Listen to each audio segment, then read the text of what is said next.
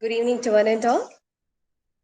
On this very pleasant Saturday evening, when all of us are enjoying, very cozy, enjoying our evening cup of tea, we have a very engaging and innovative topic to, in fact, ponder over. And we once again welcome you all to the invited lecture on the topic Pure Theatre. This event is organized as part of the Pride Month celebration, organized by the Department of English and the Media Club, VTM College, Dhanuvachapuram. And today we have with us a very eminent young scholar, Dr. Neetu Das, who has got long-standing years of experience, research experience in this field. Before moving on to the session, I would like to invite a respected principal, Dr. V.M. Anand Kumar sir, who is always a constant source of support and encouragement for all the endeavors of our college. I invite him to kindly inaugurate this session. Thank you, Aradi. Am I audible? Yes, sir. Thank you.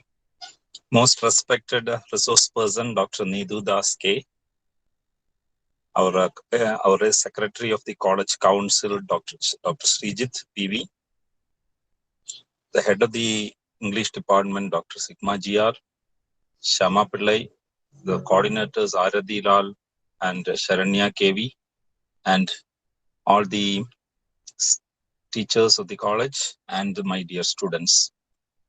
Actually, our internal quality assurance cell, in the last June, we have celebrated this Pride Month by a series of programs which lasted for 5 days. Now, we are slowly moving towards a society which should be all inclusive, and we should live in a way which we dream of, so that a democratic society can be built.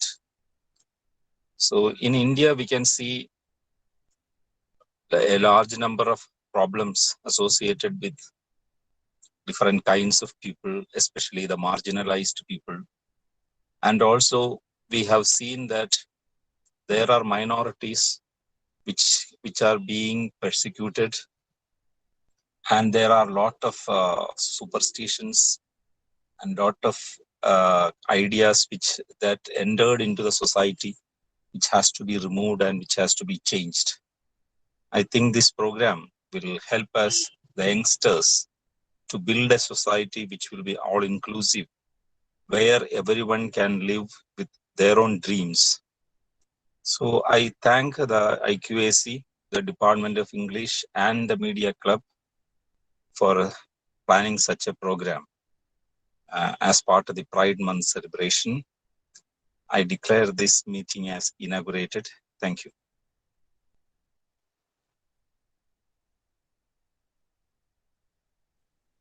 Thank you so much, sir. Without much ado, we are moving on to the session. We have with us Dr. Neetu Das. She has completed her research from the Central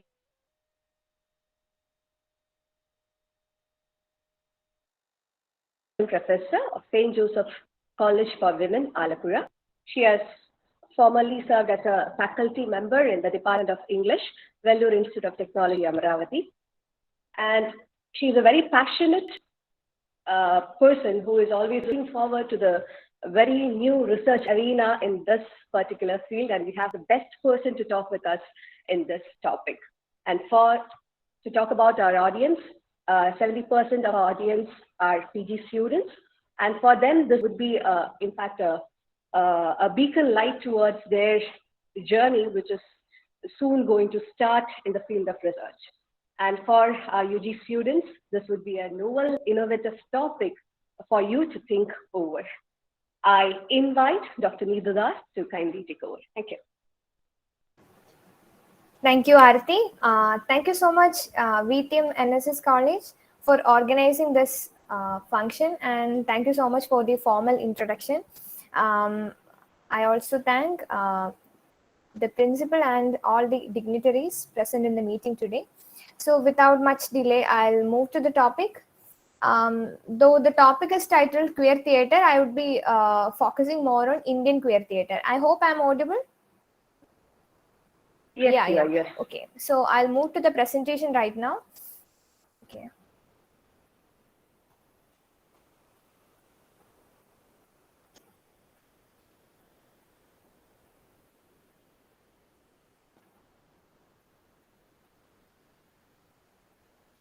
Okay, so I hope the screen is visible.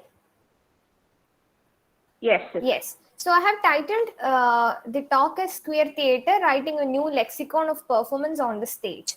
So this is actually a rewriting of the constructs we have conditioned to be, we have accustomed to see. This is rewriting a performance culture which we have familiarized as spectators. So that is why I have written a new lexicon. Then what is queer? As I'm informed, it is a part of the ongoing Pride Month celebrations in NSS College. So you will be familiar with the term and concept queer. And there are MA students who have the course Theorizing Sexuality. So you will be familiar with the term queer. It is a category which is evolving. It is very much in the process of formation. So queer is basically a political resistance. It is a resistance against the pressures of heteronormativity. So you would wonder what is heteronormativity.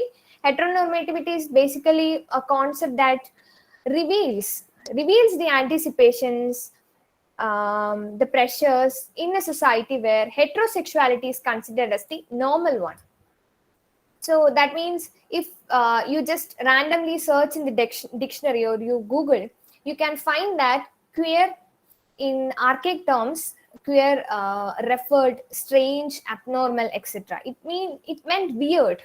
So initially it was used as an offensive term to insult and to stereotype the people who belong to the LGBTQIA plus community. But now it is used as a political term, which is a resistance against the stereotyping. So queer is basically contesting against the conventional ideas on gender, sex, sexuality, gender identity, desire, dressing, etc. So it is an umbrella term, as I'm again telling that you have been going through different programs related to the Pride Month. So you are familiar with this terms LGBTQIA plus. So anyone in the audience who is willing to read it out would be nice. If not, I'll read it out. So L refers to lesbian, G refers to gay, B refers to bisexual, T refers to transgender identity, Q queer or questioning, I intersex, and A asexual or allies. So these are the terms for the different gender culture ambiguities existing in the heteronormative society. So queer is more an accommodative term. It doesn't mean the limited lesbian, gay, or homosexual term or something like that. It is an umbrella term. It is very inclusive. It can include more and more identities. That is why it is often given as LGBTQIA plus, because it is receptive to more identities. So according to Judith Butler, the famous queer theorist, gender is a cultural construct which is established through our own repetitive performances of it. So gender identity is something which we are behaving in a society. That is what Butler has mentioned. So gender is not fixed. That is what queer also stands for. Queer stands for the fluidity of gender identity. It is not like fixed, or it's not the causal result of the sex we have. So these are the major queer theorists and theories which MA students will be familiar with: Judith Butler, Eve Sedgwick, Jack Halberstam, etc. So we have many. I have only included very few. So Judith Butler is the master in queer theory, and her Bodies That Matter is a classic text you should refer if you are trying to understand or understand the approaches of sexuality. Then coming to queer theatre, directly coming to queer theatre. So what is queer theatre? What is the connection of queerness and theatre? It is an inextricable connection. See, performance itself is a very loose genre. Theatre itself is a loose genre. It is not scripted. It's theatre doesn't stand for scripted text anymore. It stands for fluidity of text. text is changing, the performer is performing according to the performer's improvisations. So theater is a medium or a platform that stands for fluidity. So theater can be an ideal medium to engage or convey the identity or the concept of queer itself. So it is correctly written there. If gender is a play regulated by heterosexual constraints, then queer theater brings this play onto the stage. So as Judith Butler has aptly put it, gender is a performance. So that performance is the performance in queer theater. I hope it is clear. So in queer theater, what happens? The self-conscious performance styles conquer heteronormative hegemony conditioned by the spectator. The spectator would be probably a heterosexual person who is accustomed to seeing romances in theater, cinema, or even, general society. There, the spectator is seeing a romance which is not familiar to him, and theater becomes a platform where these discussions also comes into play. So talking about queer theater, it emerged from parallel spaces, like the 9 and 3/4 platform in Harry Potter. It was totally invisible. Queer plays were totally invisible. There was no evident notice of queer plays performed in the society anywhere. I'm talking about the Western queer theater itself. So the queer people who worked with theater, they found that theater is trying to stereotype them. The theater is trying to insult them. Theater was a space where gay characters were stereotyped as sissy, pansy, confused people, and gay characters were shown as people who are often met with tragedies. They are completely shown in a tragic frame. So people who were engaged with theater, queer people who were engaged with theater, they wanted to reform theater into a space where queer identities were getting enough justifiable representation. So they started trying to form groups in parallel spaces like coffee houses, queer pubs, gay pubs, etc. And they planned performances and playhouses where rather these coffee shops and all, where a communion meetings were organized. So it's just like the Pride Month organization. Now we have allies coming to queer pride marches and all, but earlier it used to be just the members of the community. So these plays were organized in these parallel spaces where only members of the queer community were invited, only they were informed of the play's performance. So slowly, from this 9 and 3/4 platform, which was hidden in the mainstream society, slowly from these coffee houses and gay pubs, like cafes, Wow Cafe, etc. These were the renowned ones in the history. So slowly from there, these parallel spaces, queer theater started emerging. So queer theater is the result of the sweat of so many performers or practitioners who sincerely wanted to give justifiable representation to queer identities in theater. It is not a structured genre which has, you might have studied several genres of theater like the theater of the absurd, theater of the oppressed, poor theater, etc. Queer theater is unlike all those genres. It doesn't have a fixed genre or formalized structure where it can fit in easily. Instead, it is basically genre which is a collective of plays that tries to conform, that tries to convey performances which represents queer identities in a justifiable manner.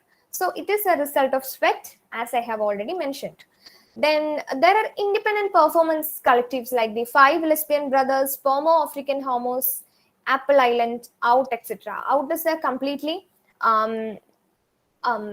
organized. Out is completely organized by college students who are theater enthusiasts and who wanted to perform queer identities in a justifiable manner in the society. So this is basically the history of queer theater. As this is the one to be noted, it slowly evolved or emerged from parallel spaces to independent playhouses. So initially it was the communion or the meeting of members from the community. Slowly it started inviting, and the presence of allies was noted. Then queer theatre emerged into an independent genre. The journey was not smooth, but the journey was, when it came to a fruitfulness, it is something to be celebrated. So, as I already mentioned, theatre was a space where gay characters were stereotyped as sissy, pansy, and confused people. So, in plays, when watching the plays, I can mention many, but I would like to especially mention A Streetcar Named Desire by Tennessee Williams. So, in that play, you come across the character Alan Gray, who is whose presence is only reported through the other characters, whose presence is not seen on the stage. So Alan Gray is deciphered as a gay person by the audience. It's not given evidently that Alan Gray is gay. Alan Gray is gay. So when it comes to Alan Gray has a tragic death. Alan Gray commits suicide when his wife finds out that Alan Gray is gay, and she, blames Alan Gray. Though Tennessee Williams was a gay man, he couldn't give justice to the queer character in his own play. So that was the conditioned society, even in the West at that times. So we have several examples like Alan Gray. Then there is David in the play Drag, Max in Bend, etc. These are very popular American plays which were performed in the 1950s. Then there was also a serious accusation related to theater at that time, especially gay people in theater. So arts was equated to gay men, and gay men were equated to AIDS. So arts or theater was considered as something which brings out AIDS. So the character's identity crisis, the trauma of the closet, nothing was discussed in the stage, and it was all throughout AIDS plays. About whenever it was something related to, the presence of a queer character, that person will be having AIDS, or that person will be committing suicides. These were the constant theme of the queer plays performed on those times. Then the situation completely changed by 1993, where we had Tony Kushner's Angels in America. Angels in America literally created a revolution in theater. So coming to Angels in America, it can be seen that this is a play which challenged the past representations of gay characters in theater. It was actually a rehabilitation of the stereotypes, to aptly put it.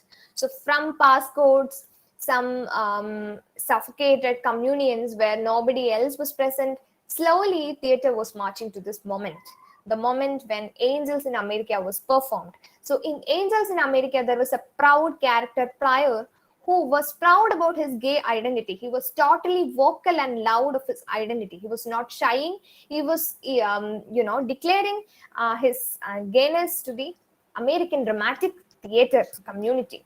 So Prior is alive and emboldened till the end of the play, unlike in the previous plays where gay or lesbian characters were depicted as weak and end their life committing suicide.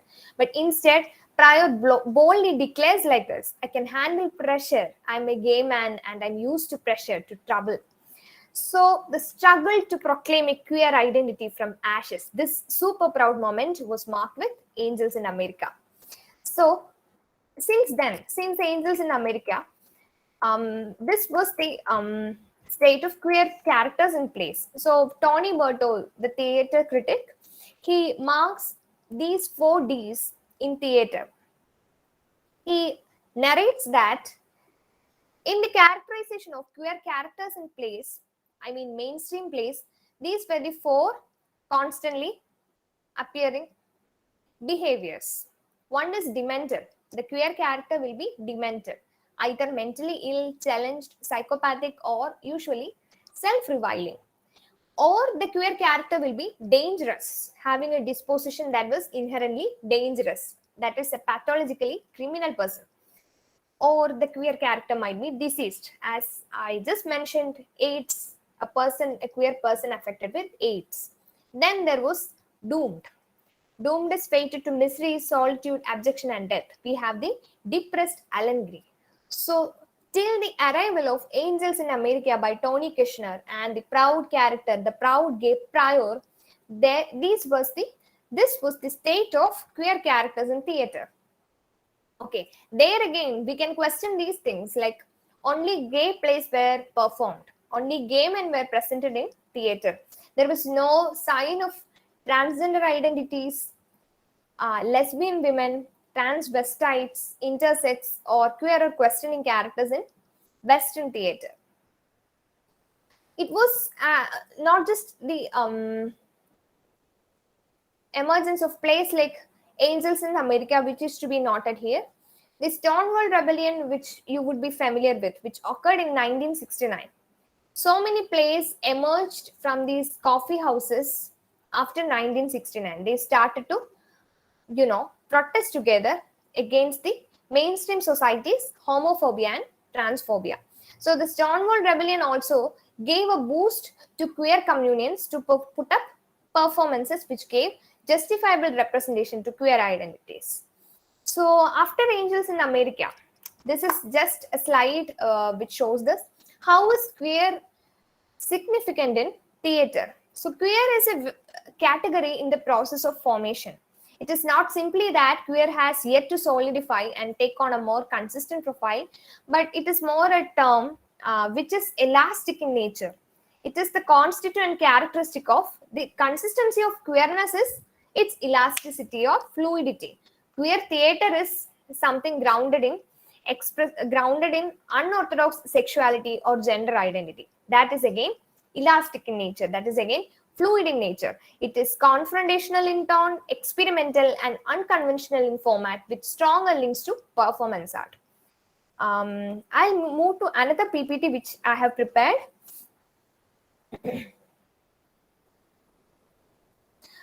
So now you have got any idea about queer theatre? Someone wants to ask anything? Then after that we can move to Indian queer theatre, because I have planned time as such, 30 minutes for queer theatre, then to Indian queer theatre, focusing on certain place. Any questions? Or can we move to questions after the session? Aarti, are you there? Yes. I think we'll have the question and answer session after this session. I'm sorry. Okay. Then we can move to Indian queer theatre. So about queer theatre, I have given a rough introduction. Then we can move to Indian queer theatre. Is the screen visible to you? Yes. Yeah. So Indian queer theatre, coming to Indian queer theatre. So I was talking about Western queer theatre or American queer theatre as such.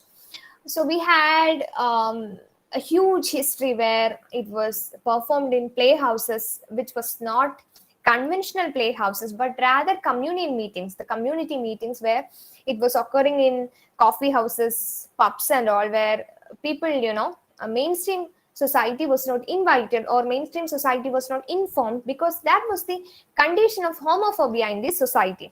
Slowly from these playhouses, it emerged as an independent genre. And there was an array of characters who celebrated their queerness. And there was 8 plays which tried to conform queer characters into a structure and all. But slowly queer theatre broke all those barriers, and in the West, now queer theatre is an independent genre. But we would think that this would come after years in India. This would take so much in India. We will have that generalized stereotypic thinking and all. But don't be so narrow-minded. Indian queer theatre is a very efflorescent, emerging genre. And we have so many Indian plays that discuss the questions of femininity, transsexuality, cross-dressing, etc. And I was mentioning about Western queer theatre, where it was centering around performances which discussed the characterization of gay men. But now when we come to Indian queer theatre, we have an array of identities. We have characters who are transgender people, who are lesbian women, who are intersex people, who are transvestites, who are questioning their identity, who are gender non-conforming in nature. So our Indian queer theatre is so much independent, and it's an evolving genre as such. So it evolved from the 1990s. Slowly Indian queer theatre started positioning itself into a independent genre. And after the 1990s, there was this 2009 Delhi High Court verdict, which decriminalized same-sex love in 2009. So there witnessed a visibility of queer identities in the society. Indian public sphere was open to such discussions, and the questions of gender identity and sexuality was more openly discussed in Indian society. It was no more discussed behind the curtains, but slowly in the society as well. So that was significantly marking the presence or the emergence of Indian queer theatre as well. It was reflected in Indian theatre as well. So, though there were so many Indian plays which discussed the questions of transsexuality and cross-dressing, the proper representation of the lives of queer was absent in Indian theatre for a long time. If we correctly collect the or archive the details of queer plays presented in Indian theatre all throughout, we can see that the first Indian queer play is Satish Iyengar's 1979 play Begum Barve. 1979 it is. You just not the year 1979. But you know, though it was performed in 1979, we have a number of performance genres like Yakshagana, Kathakali, Tamasha. Then what else?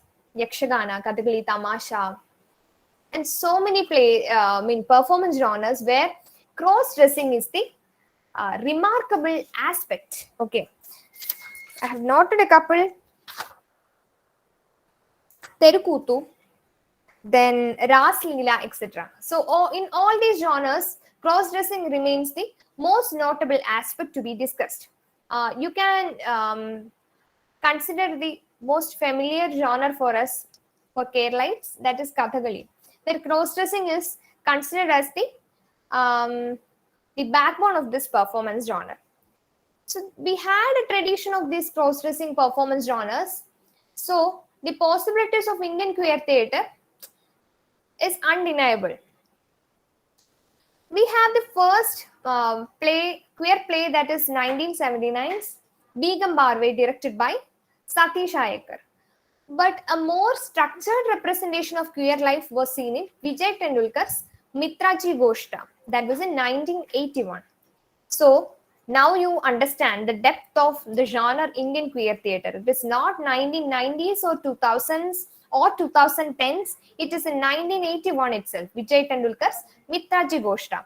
Mitraji Goshta is a Marathi play, and it was later translated from Marathi to English, and it was translated into English like this: a friend's story. So it discusses the unusual friendship between two women, and there occurs the presence of a third person who is a heterosexual person, and the person tries to break the bond between these two girls, and that happens in the backdrop of a college campus.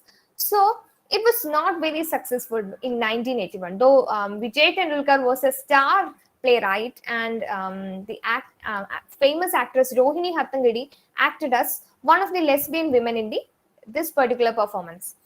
Then after that, we have Mahesh Dattani. I have another slide about Mahesh Dattani, which I'll show after some time. So Mahesh Dattani is 1989. I'm sure you have this play to study in your MA text, and this play is a very familiar one. Dance Like a Man questions the notions of masculinity and effeminacy. So here there was this title character Jairaj, who wanted to dance, who had this enormous passion towards dancing. But Jairaj was restricted by his father Parekar, who wanted Amritlal Parekh, who wanted his son to, live like a man. And he saw dancing as a hobby or passion that can only be taken up by women. So Jairaj was restricted there, and Jairaj becomes an unsuccessful dancer because of the questions raised by the society against men who dance. Okay. Then this is the most famous quote from Dance Like a Man. A woman in a man's world is progressive, but a man in a woman's world is pathetic.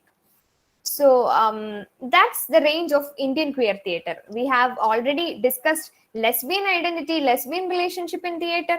Then we have the gender identity problems, the gender non-conforming questions. Then we had Begum Barve, where a person who was a transvestite.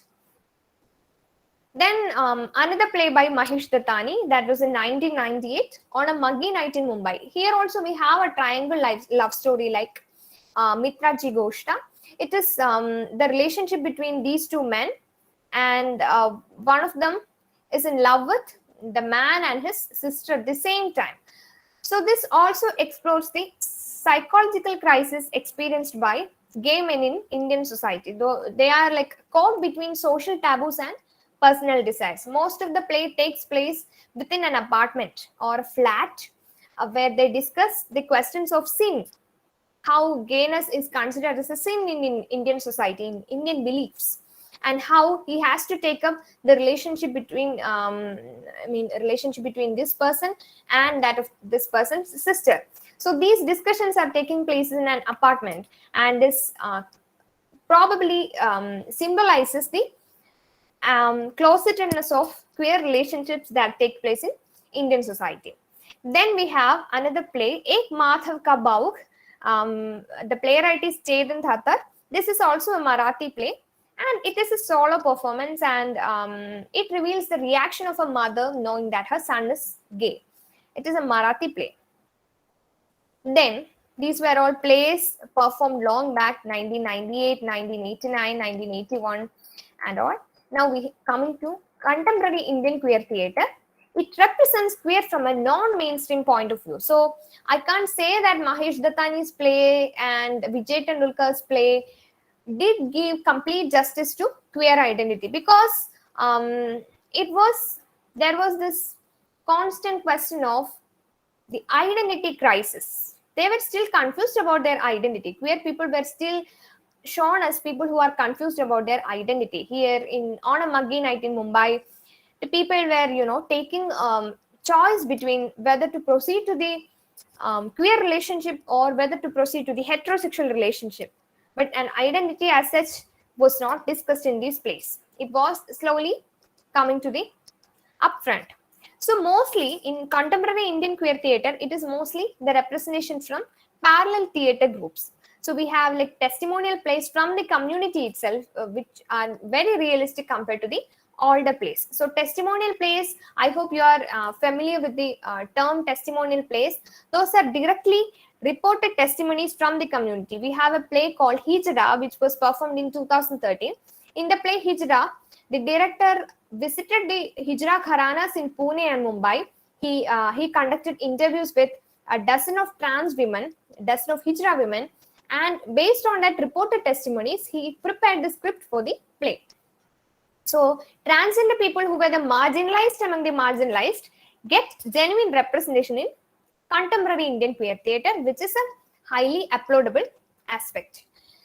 Then significant in the context of the Supreme Court verdict, I won't say that third gender is an apt word to refer to transgender people, but see, that's how our court has referred to transgender people.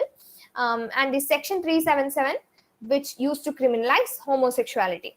So there is a significant number of plays which I already discussed. This is from the play Hijra by Akansha Rangabhumi Theatre, which I just mentioned now. So this is the director Sagar Lodhi, who went to the Gharanas, conducted interviews with trans women and prepared the script of the play. This is a scene from the play Hijra.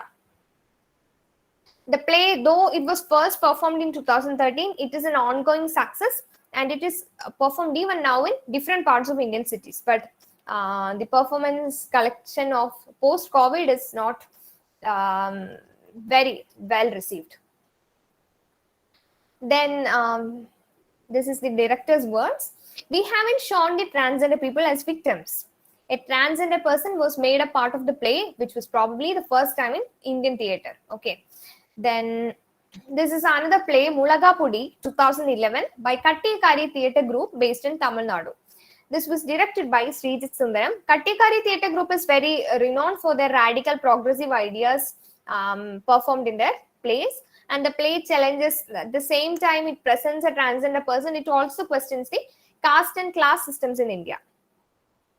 This is Leaving Smile Vidya, who is a central, who plays a central character in Kattikari Theatre's Mulagapudi. So Vidya is a very famous trans activist in India. She is the author of I Am Vidya, an autobiography which was the bestseller in Tamil Nadu in 2007. This was even included in college syllabi. Then Vidya's I Am Vidya was translated into several languages, including Malayalam. So she is the first individual in India to record in passport as transgender. So Vidya is a significant person in the field of Indian queer theatre because Vidya's Color of Trans 2.0 is the first Indian play of its kind where theatre is a medium for the transgender individuals to directly narrate their stories. There was no middleman anymore. They were directly coming to theatre and using it as a platform to narrate their stories to the mainstream spectator. So it was presented by Panmai Theatre, formed by Vidya, Living Smile Vidya, Angel Glady, and G. Semani Mallar. So acted by these three people. They are well-known trans activists and theatre professionals in Indian society. The play stands out not just for its content but for its structure as well.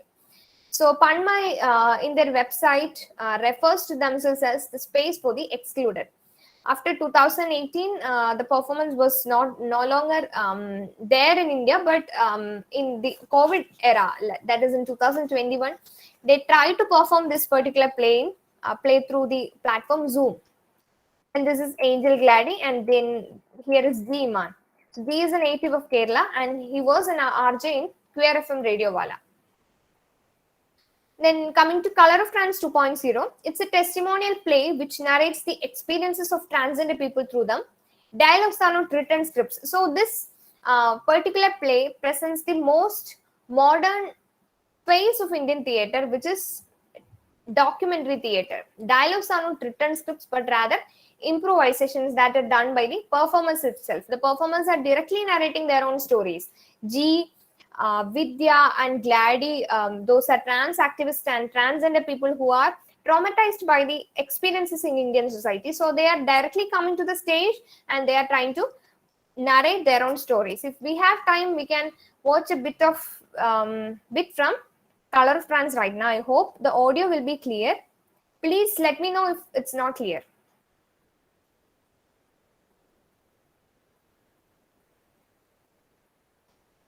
Is it clear? Yes, it is clear. Okay.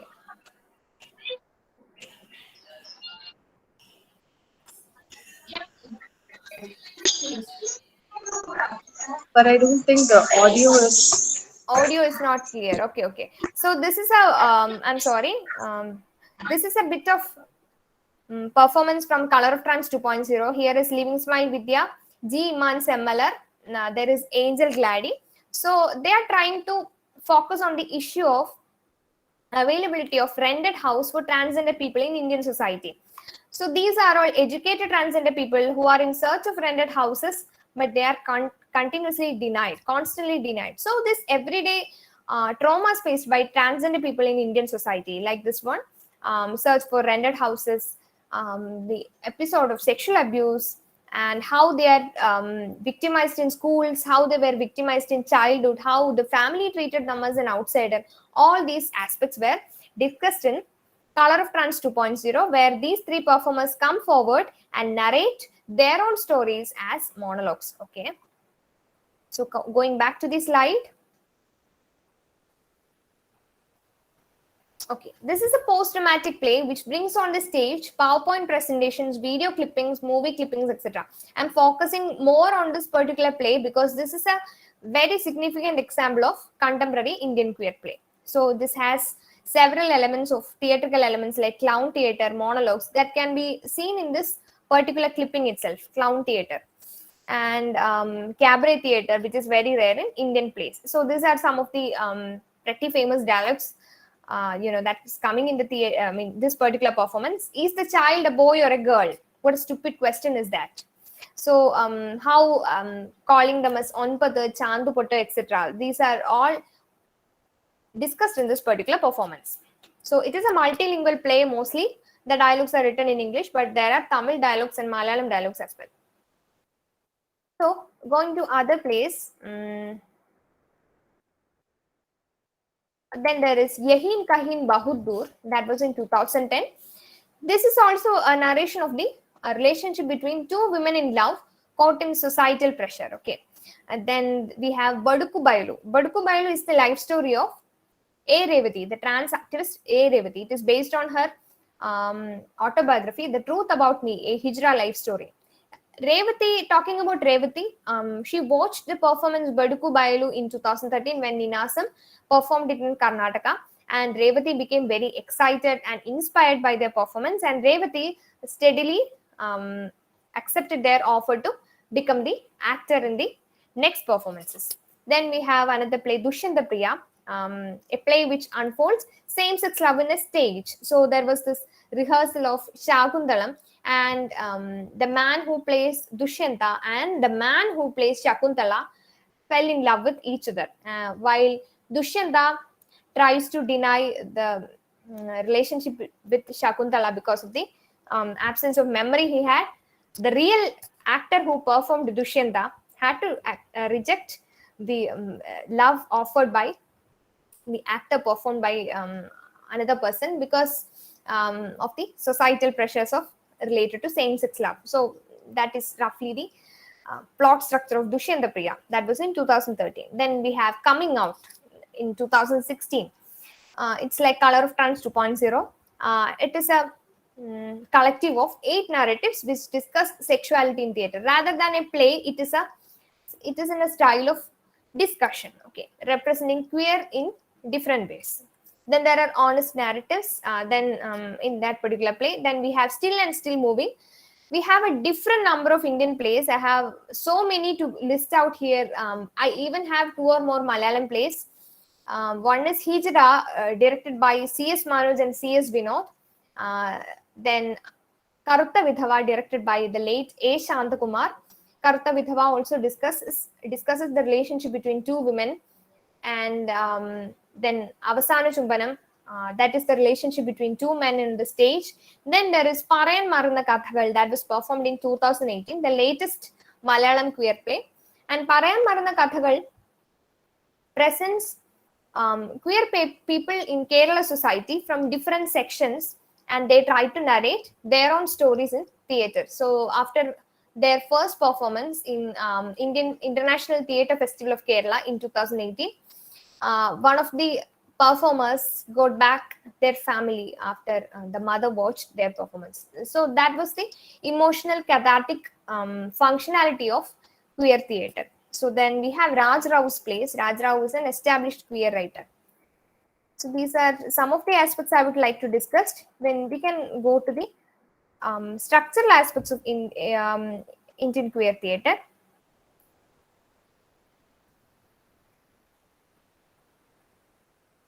So this is roughly the timeline of queer representation in Indian theatre. It started with misrepresentation. Okay, started with misrepresentation. There was, we can, collect the details of several plays where queer identity is completely presented in a misinformed, misjustified manner. Okay. Then after that, we come to an outsider perspective of queer identities. Then there are the presentation of the reported testimonies of the queer subjects, like the play Hijra. Then there is direct representation from the queer community, where we have plays like Color of Trans 2.0.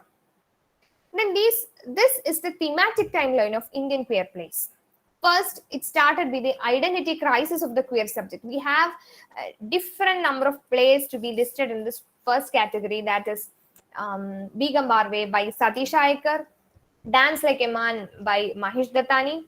This is the central theme of all these plays, identity crisis of the queer subject. Then we come to the trauma experienced by the queer subject in the closet. Okay, there we have On a Muggy Night in Mumbai, where they don't reveal their identity or sexuality to any other people who are present in the present in their life or present in the play.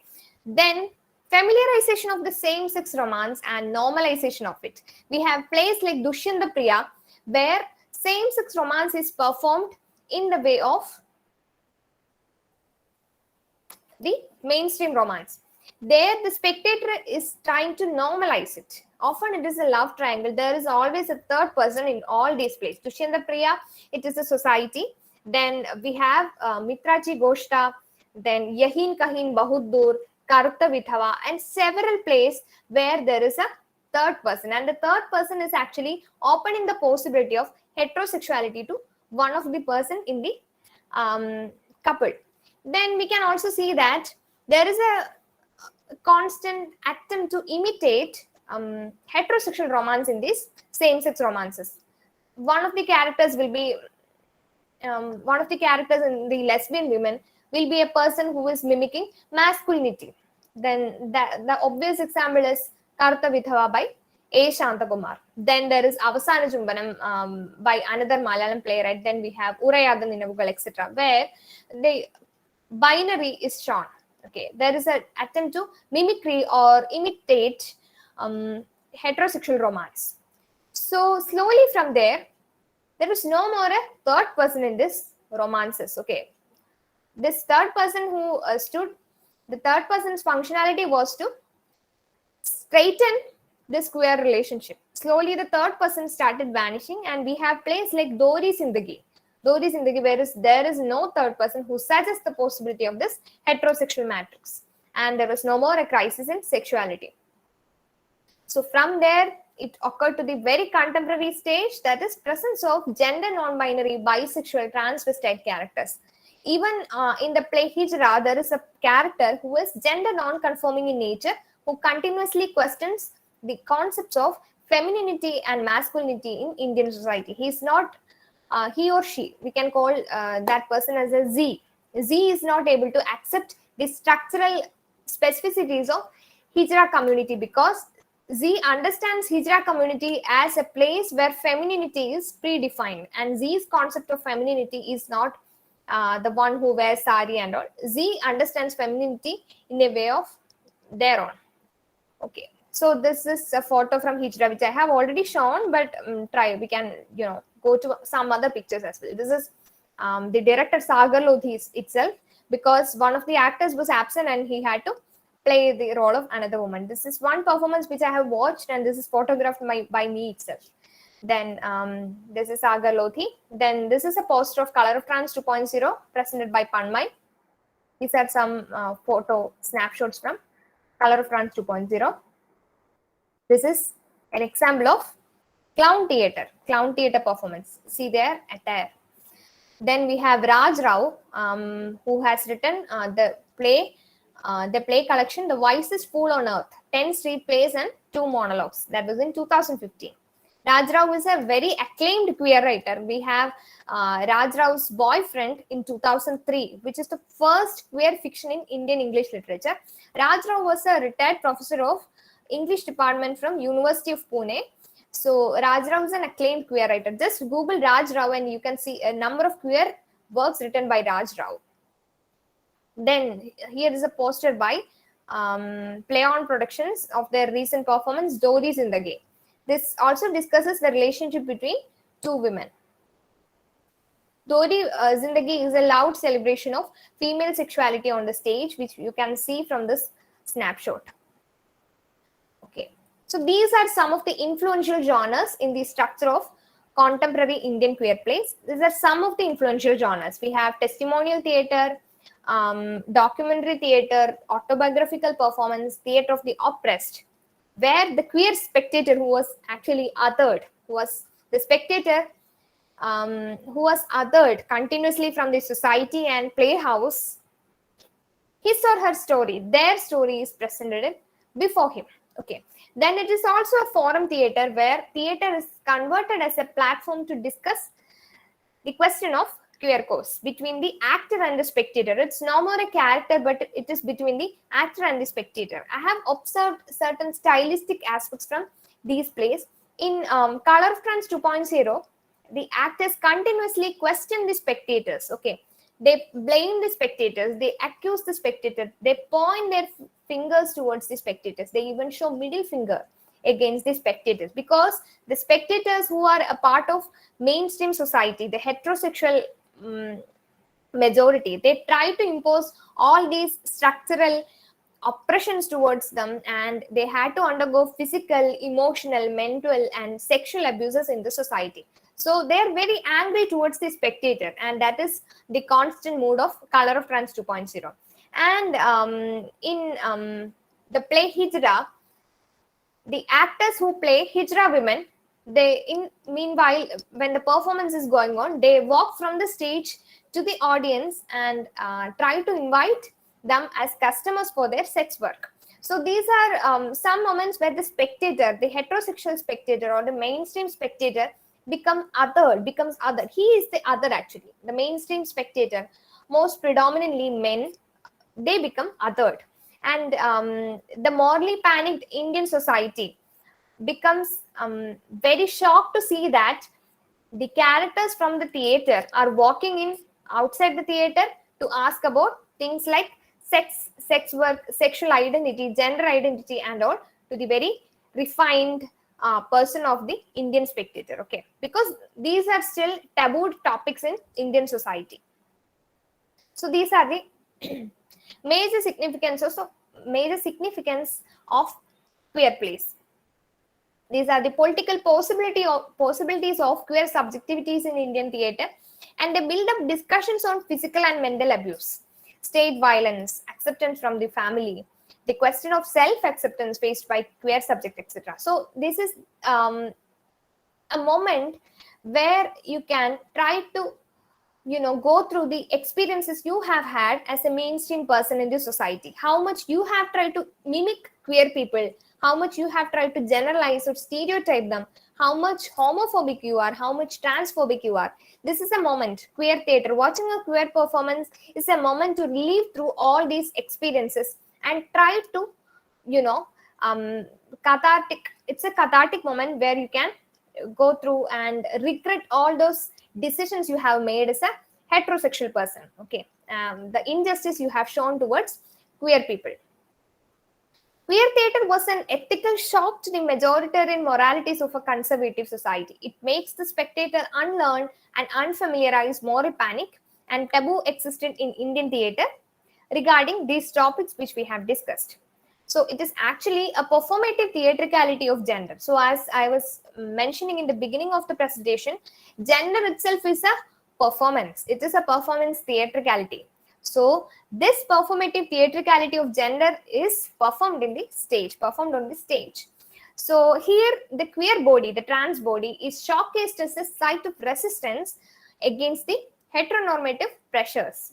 So queer bodies in this queer plays, unlike the mainstream plays, are not shown within the frame of victimhood, but it is actually shown as empowered sites where this body is a site of resistance. Okay, and these are all tangible political text on stage which contribute and correct the collective memory of Indian public sphere, which is predominantly heteronormative, especially plays which discuss the story of same-sex relationships. Okay, the queer relationships, how they try to make or mark queer romances along with the heterosexual romances which we have accustomed seeing in playhouses.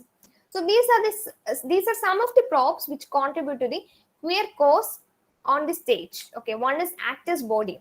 In the play Color of Trance 2.0, towards the ending of the play Color of Trance 2.0, the exhibition of trans body becomes a discussion. Okay, the deliberate exhibition of trans bodies, this is actually subverting the mainstream imaginary we have, I mean the spectator has about human body. Okay, so the performer's body, which is the queer body, it carries the experience of state violence and social harassment.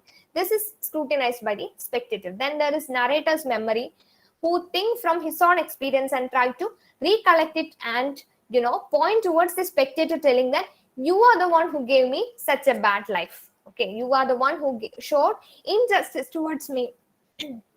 I'm sorry, who showed injustice towards me.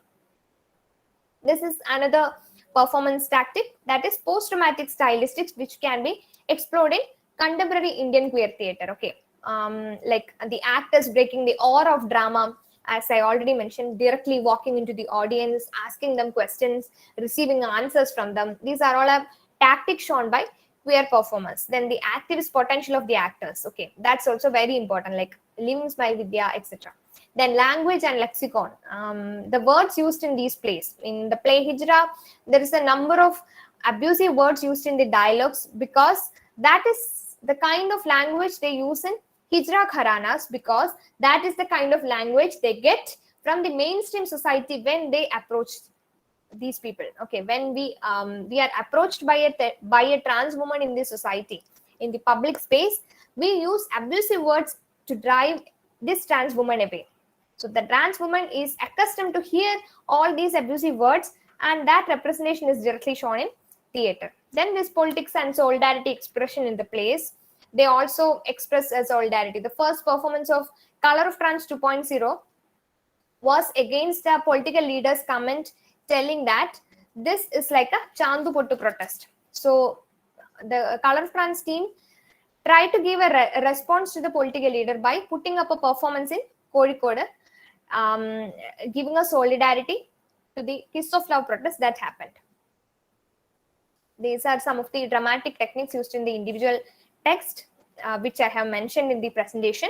So these are the episodes of queer lives presented in the queer plays: physical and mental abuse from family and society, trauma, gender affirmation surgery or SRS as you have familiarized, state violence, acceptance of family, bullying and mental harassment from school, coming out, outing me referring to the person who was outed by another person without their knowledge, identity crisis, self-acceptance, relationships, deschooling, etc.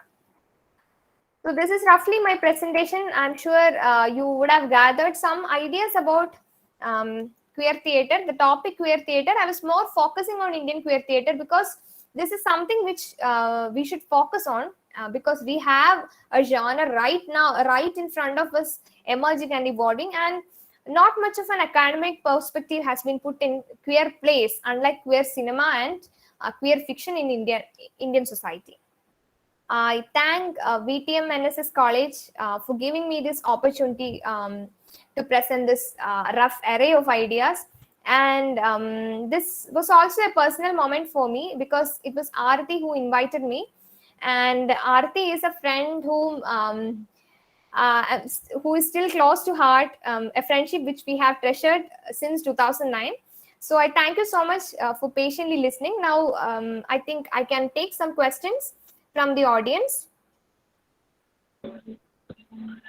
Thank you so much, Neetu. Definitely, it is definitely an eye opener for most of us. In fact, to bust all the predetermined notions that we had about, in fact, Indian arts and Indian theatre. And definitely our students who are more familiarized with or more accustomed with the BL dramas would be having a new paradigm shift towards Indian queer theatre. I'm sure we'll have questions from them. Can we have any doubts there?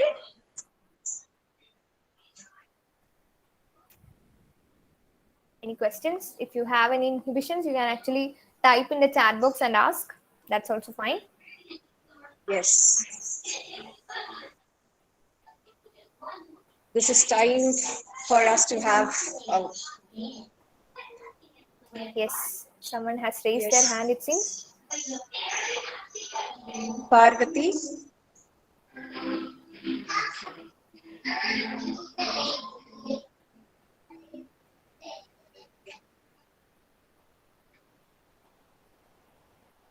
Neetu, I know that you are much updated in this field, and I would like to know you have mentioned. I personally felt that though we proclaim ourselves as a very progressive society, the take of Kerala towards such a different scene when we compare it with other states is different. We are not as progressive as we believe ourselves to be. As you have mentioned, the Kathekadi theatre, which has done so much in the field of bringing so many social themes to the limelight. We as a society, or we do have so many theatre groups like Abhinaya, so many other groups which in fact are focusing about the prominence is given to the limelight and feels like those themes which need to be discussed within the society are being neglected in our society. Do you share this point of view? In fact, I feel that this is a process. So slowly, we have to wait to watch the revolution happening right in front of us, because in the West, from the 1950s itself, there was an active representation of queer people in the theaters, okay, in the playhouses. Be it misinformed, misrepresented, or rightly represented, there was active representation. So in India, playhouses were hushing about these queer concepts, queer identities, and all. It was the spectator who deciphered queer identities when they were performed on the stage, but slowly it evolved. And we have performances like Color of Trans 2.0. When it was performed in Kerala, I have watched Color of Trans 2.0 from Kozhikode as well as Thrissur International Theatre Festival of Kerala. It was a full packed audience, and they were loudly applauding what is performed on the stage when Vidya, the performer, was trying to narrate her experiences as a trans woman in the Indian society, the episodes of sexual abuse, physical abuse, state violence she has gone through. People were expressing their solidarity with Vidya and the performers. So there is a certain set of receptive society who are open to such performances in Kerala, and this change can be seen with the arrival of performances like Parayan Maranna Kathagal in 2018, which is first of its kind in Kerala society. I think that was a fresh start, and slowly we can watch so many other performances. I am actually waiting for so many, but the fresh wave of queer characters in Malayalam cinema and queer fiction can also be seen in queer theatre, if we have the right audience. Regarding the audience, it depends on the playhouses, I should say, because theatre is still somehow a very elite genre. I personally feel that theatre is still a very elite genre. It is unlike cinema, which is a popular genre. So the section of people who go to playhouses to watch performances, okay, they are still very familiar with the concepts of queer identity, gender identity, and all. So they are open to such kind of revolutions that will happen right in front of them. So I think that change can happen in queer theatre as well, but I'm not sure about the progressiveness of Kerala society. That's a totally different thing. I hope I answered your question. Queer theatre, I think you have to wait for some more years, but it's slowly emerging. It's a process. Yes, yes. We can hope that we can find more Malayalam queer plays. more, We have so yes. many, but the loud representation of queer identity was recently seen in Parayan Maranna Kathagal. Okay. Do we have more questions?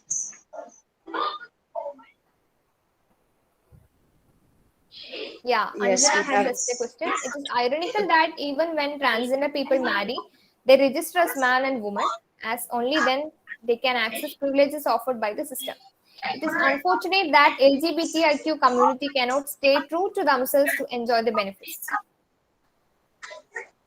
See, Anjana, it's a personal take, because in order to be accepted by the society, even queer people want to accommodate into the mainstream society. Only then they can accept the privileges enjoyed by the mainstream society. It's not their fault.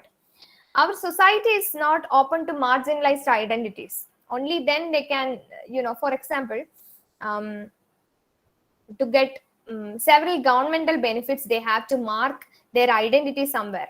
So few people have come forward as transgender people and have marked their identity card like that. When you go with this identity card marked as transgender, you are not getting a house for rent in Kochi. After getting a job in Kochi Metro, you are not getting a house for rent. Where will you stay? You have to come for work. You are earning wages, but with the wages, can we stay somewhere? No, because the society is not open to accept these things. So maybe for that, practical reliances and to get accepted into the mainstream society, they have to register as man and women. And social responsibility is basically the social justice is basically the responsibility of everyone. We cannot just target queer people and tell that they are not being socially responsible, because we are the ones who make them do that. Why they are conducting surgeries, why they are doing surgeries? Because they are completely ghettoized and isolated in mainstream spaces, public spaces. There they have to identify it, they have to be identified as people, individual people, and in order to get accustomed or accepted in mainstream society, they have to go through these self-betrayal episodes. That's my reply, Anjana. I hope I have answered your question. Did I? Okay. Thank you for the question. It's true. Thank you. But we are, very comfortably sitting in our academic chairs, and we are trying to judge that they are doing surgeries. They are going against the concept of queer. They are not following the idea of fluidity of sexuality and all. But when we are in their shoes, we'll understand that it is not possible to follow a life very easily like that. That is why they are forced to do these things. Okay, ma'am. Thank you.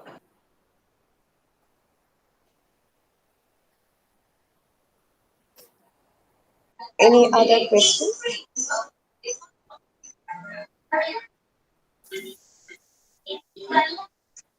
I think